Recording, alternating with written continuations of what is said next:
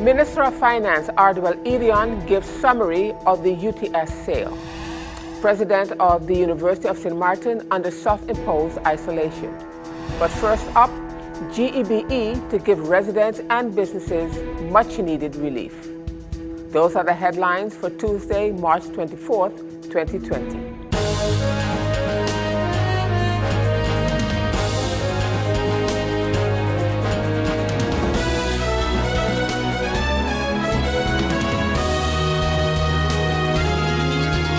This is SXM Daily News. I'm Valerie Van Putten. Now for the details. Utility company GEBE will be alleviating the burden of households and businesses in the midst of the global coronavirus COVID-19 pandemic, it was announced recently. The company will be granting consumers across the board a 6-month relief in the form of a lower fuel clause, which should result in lower bills. The company has also announced that they will also not be disconnecting their clients' water or electricity for the time being.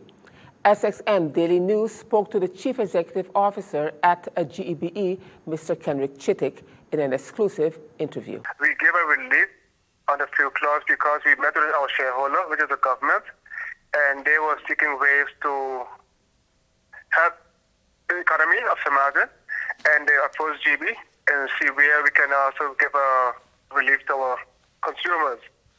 We did some forecasting and some modeling with our figures to see what is the best possible solution we can come with. And we came to the conclusion that on the fuel clause, our relief on the fuel clause, we can drop that to 18 cents per kilowatt hour for the next 3 to 6 months. Now, I did some small calculations, for example, on one of our customers' bills. And this relief on the fuel clause can be about $20 savings for this particular customer. So let's say your consumption was 222 kilowatt hours per month. With a fuel clause that is just implemented, there will be a reduction of $20 in that bill on the fuel clause. The rest remain the same, so the energy consumption remains the same. It's just a fuel clause, there will be a reduction on that. Okay. In terms of closing hours, we closed the Stimson branch office because social distancing, for example, is quite smaller than to hold on a number of persons. And we also have to scale down our employees in order to avoid a small room clustered with the workers. So we started to close the branch office temporarily. Our office in town remains open. We have in that office implemented a distance of a meter between customers, and we are allowing about 5 persons in the building at a time to pay their bills. But we are also encouraging as much as possible for customers to pay online. You can pay your bills online, you can get your bills online, you can pay your consumption, etc. online. It's quite handy, time consuming as well, versus staying in line. So we are also trying to promote that as well. In terms of closing at 1:30, we have to close a bit earlier because the cashiers normally have to do the count, and we do have to close off earlier for them and have to leave work early as well too. So they can go home in time because all of us close at 6 o'clock, all business close at 6.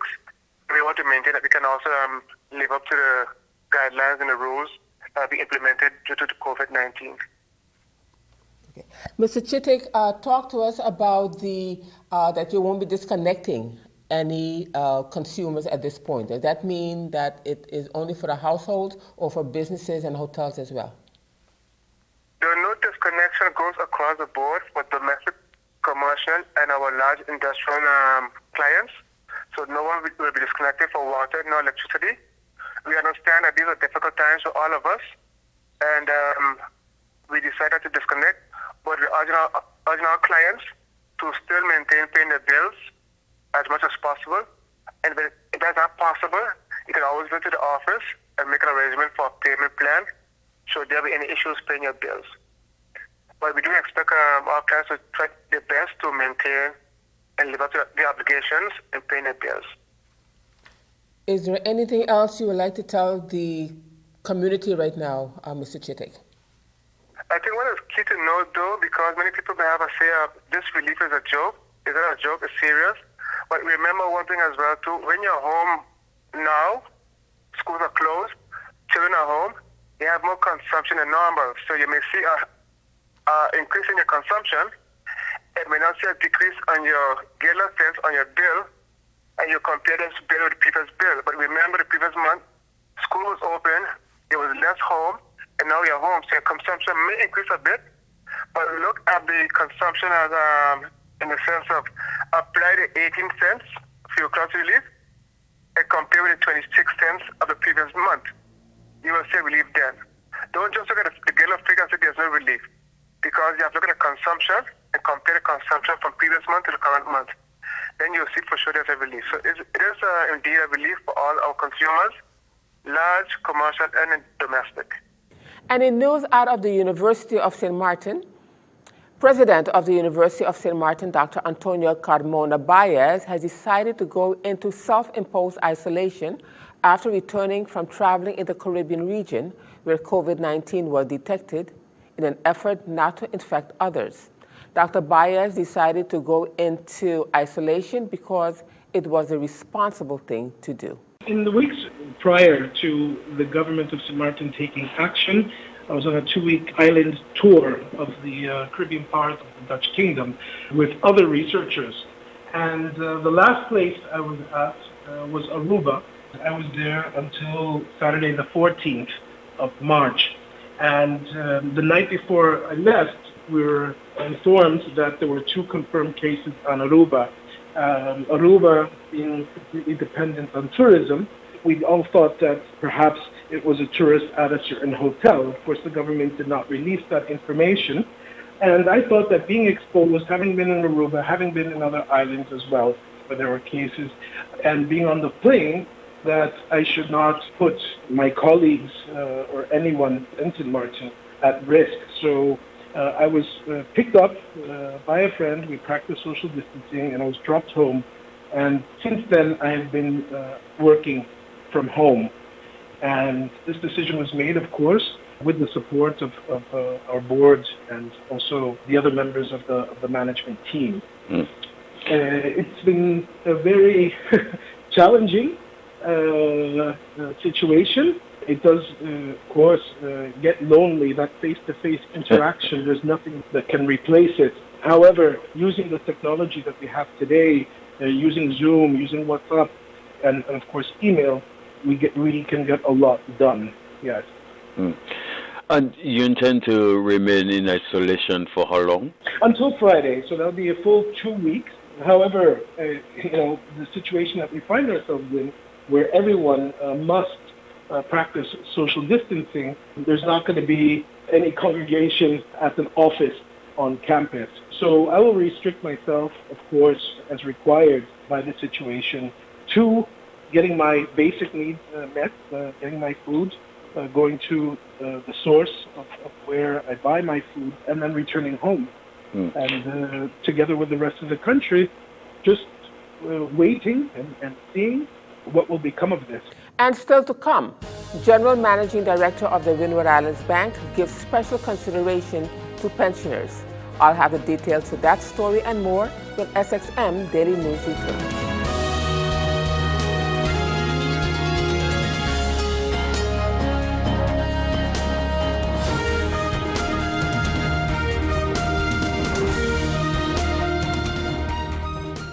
GEBE has been faithfully serving the communities of St. Martin, powering your home and our economy. Come rain or shine, our qualified team of professionals are working hard 24 hours a day to provide you and your family with safe, reliable electricity and water. We use the latest technologies and test our products daily to maintain the highest international standards. Our friendly staff is always there to assist you, whether in person, over the phone, or online. We are committed to constantly improving our products and services, making them more efficient, effective, and environmentally friendly to serve you better today and our next generation of clients tomorrow. GEBE, powering a brighter future. Our friend Megawati is here with tips to save you energy. 1. Turn your airco temperature up. 2. Use a ceiling fan instead. 3. Buy energy-saving products. Save some green with NVGEBE. And in banking news at this time, General Managing Director of the Windward Islands Bank, Mr. Derek Downs, is taking the comfort of our seniors into consideration as their pensions are being paid this month. Mr. Downs feels that as our senior citizens are one of the most vulnerable groups on the island and with the risk of exposure given the coronavirus pandemic, Windward Islands Bank wants to ensure that they take extra precautions during this time when paying pensions. According to Mr. Downs, the bank started paying pensions as of Tuesday, March 24, 2020. These special conditions have been put in place for the safety of our valued seniors, and they are asking all customers to appreciate and fully respect them. Seniors are probably one of the most vulnerable groups to COVID-19. And having them at heart, we felt that it would be prudent of us if we would provide them with the opportunity to collect their pensions as early as possible. So I contacted Mr. Glenn Carty, the head of SZV, and requested if he could send us the pension file for payments earlier than the normal date. And thanks to Glenn was very cooperative, he and his team, and we want to thank them for their cooperation in providing the file on Monday rather than on Friday when payments would normally have to be made. So we got the file early. We processed the file yesterday, and we were able to advertise that the pensioners can come as early as today. We have decided to earmark 1 hour in the morning only for the pensioners to come in, get their payments, and to go on their way. And very importantly, we are enforcing the social distancing protocols, both on the inside of our branches that are open and on the outside. And you will see that if you go to the front of our branches, you will see we have some tents to ensure that they are in the shade, because as you're aware, we only are allowing a certain number of people in the branch at any one time. So we have some tents that they can be in the shade. And we have some chairs, and the chairs are spaced 3 feet apart, that we maintain the social distancing protocols. So again, we wanted to ensure that our pensioners are taken special care of. Now, just to also mention, if a pensioner can only get to the bank after the 9:30 hour, at the Phillipsburg branch, we will allow them to come to the door, which is opposite Sister Borges School, and we will give them immediate attention. We have closed off that section for this week for the pensioners as well coming into the bank after 9:30, so they do not have to worry about waiting for any inordinate length of time. They can come to the side, and at our Bushwood branch, we will have a designated senior line as always, that if they go in after 9:30, they just go towards that line and they will receive service. So we're asking the public to cooperate, because we know that everyone wants to, use the banks. But I'm asking for those non-pension customers who will be coming during this week for their payment to cooperate with the security on the outside, maintain the social distancing, and allow our seniors within the community to get their monies ahead of time. What about those who have an account at Windward Island Bank? Do they have to stand in line, or do they could just go by the ATM and get their money? You can go by the ATM as well, or online payment services are still up. Our ATMs are full of cash. So for those who have ATM cards, debit cards, and they do not want to come into the branch, they can go and use our ATMs. They can use our POS terminals to make their purchases. They can make their payments online if they want to, like their utility payments. So all of those services are still available to the public. Prime Minister Mrs. Sylvia Jacobs on Sunday said that the country has 2 confirmed positive cases of coronavirus COVID-19, and both are in mandatory self-isolation at home and are recovering. The first confirmed positive case came via the UK, Miami, to the island, and the second was a student returning from New York.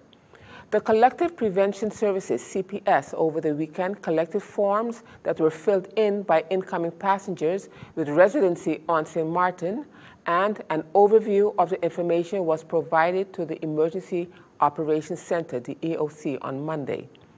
Those were the last flights to bring St. Martin residents back home before the closure of the country's airspace on Sunday midnight for incoming passengers.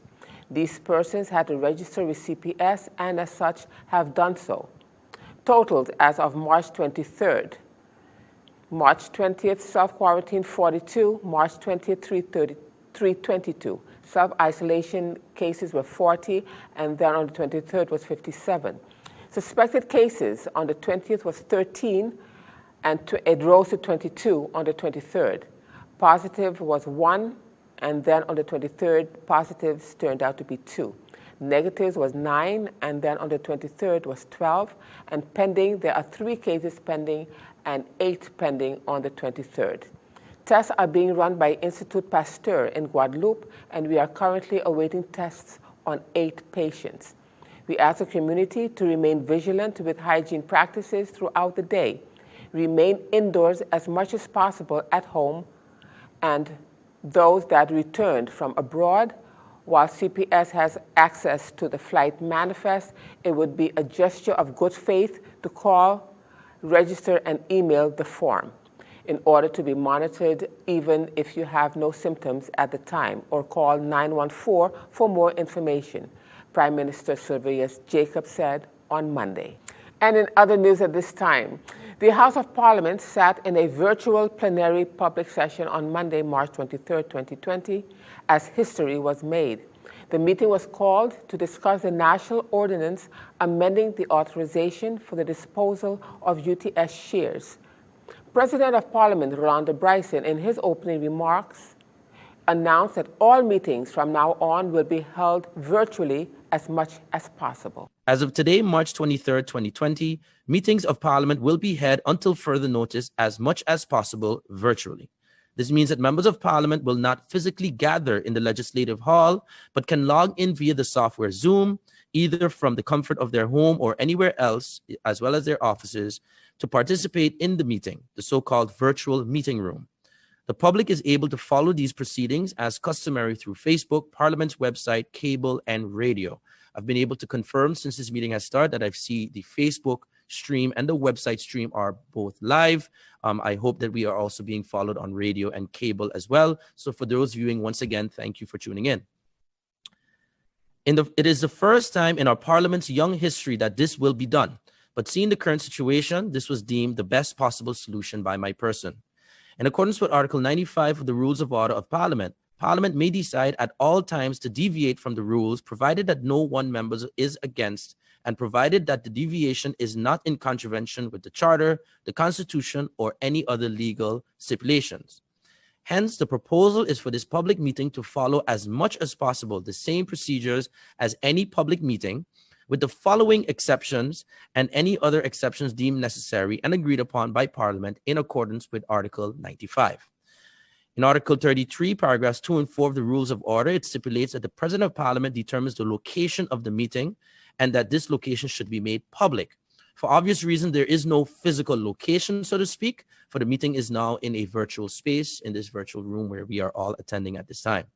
Minister of Finance, Ardwell Edion, in his opening statements regarding the shares of UTS, said that questions were posed and answered. He gave his summary in a nutshell. On January 20th, 2020, there were questions posed and answered on this matter during the BRAF in Utrecht.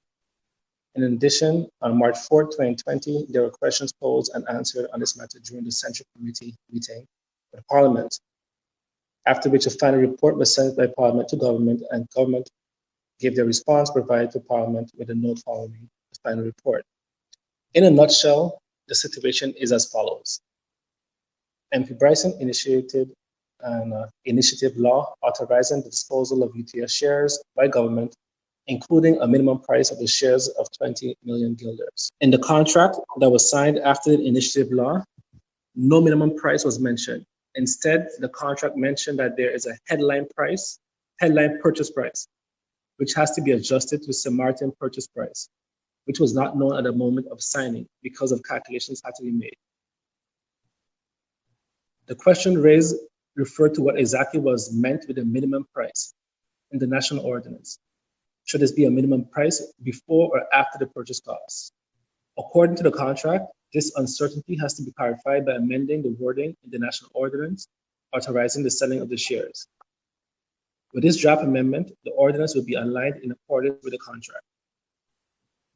With this draft amendment, it is clarified that the minimum price as stated in the initiative law is the same as the headline purchase price as stated in the contract, which the price will be adjusted after the transfer date for debts, costs, and changes in the working capital of UTS. A first tranche of the settlement was paid on September 10th, 2019, after the signing of the contract. By letter of January 9th, 2020, UTS informed the government on the payout of the remaining amounts. Within 10 days after this draft national ordinance is formally amended, the amounts will be paid for the entire amount to be settled. After Parliament approves this ordinance, I will request for the remaining amounts to be paid as soon as possible. For details on the contract and the amounts paid and to be paid, please be informed this is a business sensitive information and as such falls under the confidentiality clauses taken up in the contract. Outside of this meeting, members of Parliament can be facilitated on the request to take note of the amounts.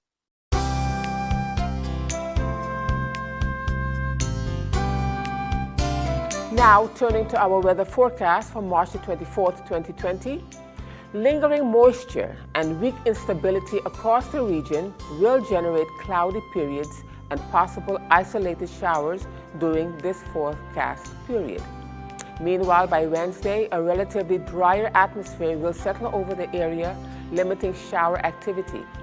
Breezy conditions are expected to gradually diminish as the Atlantic high-pressure system weakens over time. Seas will remain moderate and peak at 7 feet. Small craft operators and sea bathers are advised to exercise caution. Now let's turn to your 3-day forecast.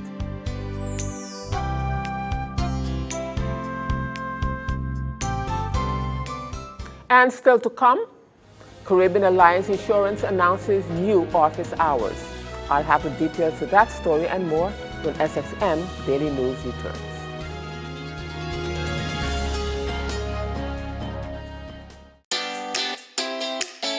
Make use of WIB mobile banking with easy access and direct usage of face recognition,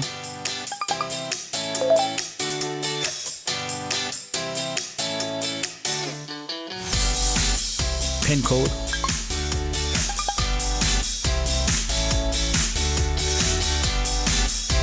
or fingerprint. Download WIB mobile banking app and make your transaction from anywhere at any time. For more information, visit wib-bank.net/quick-login. And as we continue now with the news, members of Parliament, Sarah Westcott Williams, Christopher Emmanuel, Anna Richardson, and Claudius Moncamper posed a number of questions to the minister on the sale of UTS as well. MP in the opposition, Sarah Westcott Williams, asked if the final amount can be made known. MP Emmanuel wanted a guarantee also and queried where will this money be geared towards. MP Anna Richardson touched on MP Emmanuel's question. She said some alterations were made. How the breakdown was done, and MP Moncamper said that to ask for an allocation of funds is truly putting government in a position that is unfair. The minister, in response to a question by me, indicated that the actual numbers with respect to the payout, based on a non-disclosure clause or agreement that was made between government and the purchaser, that information could not be divulged. And so my question is, while I can understand that that might be the case in terms of shares amount, etc., cannot the final amount be made known in terms of what St. Martin would be receiving? Is that too part of the non-disclosure? And if that is the case, then this amount is going to have to come in at government. And I suspect that how is that going to be kept to be non-disclosable? So if the minister can address that. In addition to that, I want some guarantee also. And if not guarantee, but a list, if the minister can provide where and what this money would be geared towards. Where and what this money would be geared towards. And here's the reason why I'm asking this question, Mr. Chairman. We know from the first stretch of monies that came in, it was for, in particular, the justice chain. And then what we heard is that the former minister decided to deviate from that and the monies went elsewhere. My colleague, MP Emmanuel, spoke about, touching on that of the justice chain, and considering that the monies were earmarked for our immigration and police, I believe it is, but just keeping it within the justice chain to not be specific, and knowing that there was some alterations made with those funds, it is still unclear to many within as to how the monies were calculated that they had received, and in January gone, but then also to understand with the monies that are to come, indeed, what is going to happen or how the funds are going to be disbursed. Is it a case that the members of the justice chain are still considered or not? And if not, what is the intent? And also, it is still important to understand how the breakdown was done for them to know, okay, so what I've received is based on what calculation? Am I still due to receive, or has that been it for me? That is still unclear for many within that has received, and I really would appreciate the minister being able to give us a breakdown on that. To understand that at this point in time, to ask for an allocation of the funds is truly putting government in a position that is unfair. We got to understand at this point in time that government is short so much money already. When you just look at projections being made by the central bank, IMF, look at what's happening in Holland. We are talking about thousands of people that can lose their jobs. To go and say, take this money and let's see if we can put it here or we can put it there. I think at this point in time, we're asking that is too much to ask from government. I think we should all agree that the money that comes goes into the coffers. I think the health care is in need of so much money. I mean, Trust Fund already let go 3.6 million just to even put 6 chambers in place with ventilators. There's much more going to come. The economic stimulus package is going to need millions to put in, and that might be on a monthly basis. So I believe we shouldn't be asking the Minister of Finance at this point in time, in my humble opinion, to be giving a list of where the money can go to or should go to. And in this COVID-19 update from one of our insurance companies on the island, Caribbean Alliance Insurance considers the health and well-being of their customers, business partners, communities, and staff as their top priority. In an effort to slow down the spread of the coronavirus, they strongly encourage you to call or email them with any queries relating to policies, renewals, or claims, rather than visit the offices where possible. For additional information, please visit them at www.caribbeanalliance.com or call Colin Hilton at 520-5884, Cynthia Rodsberg, 556-4409, or the office at 545-5860. Their new opening hours are from 8:30 a.m. to 1:30 p.m. daily from Monday to Friday. They are located at the Miss Lally Commercial Center on the Bush Road. And with that, we've come to the end. I'm Valerie Van Putten. Just a reminder that this and other programs are available online. Simply log on to stmartinmediacenter.com for viewing. And on behalf of the SXM Daily News team, we thank you for watching and plan on meeting you right back here again tomorrow.